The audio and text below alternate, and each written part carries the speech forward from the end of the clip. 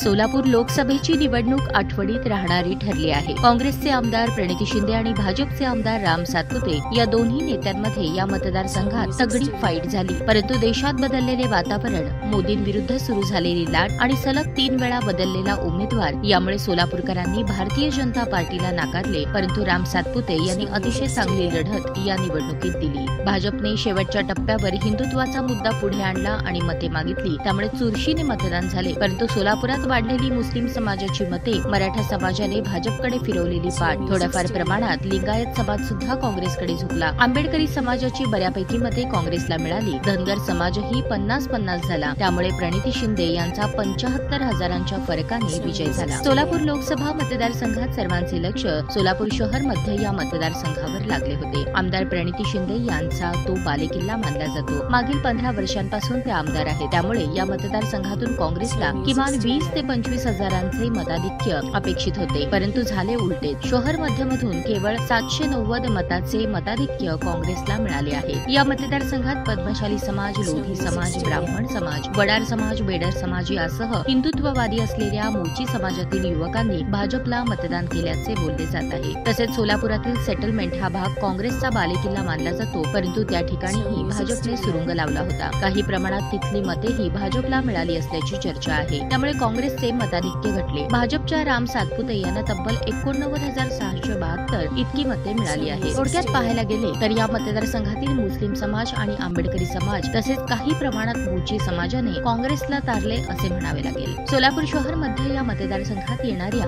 आगामी विधानसभा निवडणुकीत MIM पक्ष असेल। इंडिया आघाडीकडून आडम मास्टर यांना उमेदवारी मिळण्याची शक्यता वर्तवली जात आहे। या मतदारसंघात मागील 3 वेळा शिवसेनेने निवडणूक लढवली, मात्र 30 ते 35 हजारांच्या वर गेले नाही। आडम मास्टर MIM काँग्रेसमधून होणारी संभाव्य बंडखोरीची शक्यता असल्याने मतविभाजनामुळे आणि हिंदुत्ववादी मते पाहिली तर भाजपला हा मतदारसंघ सेफ वाटतो।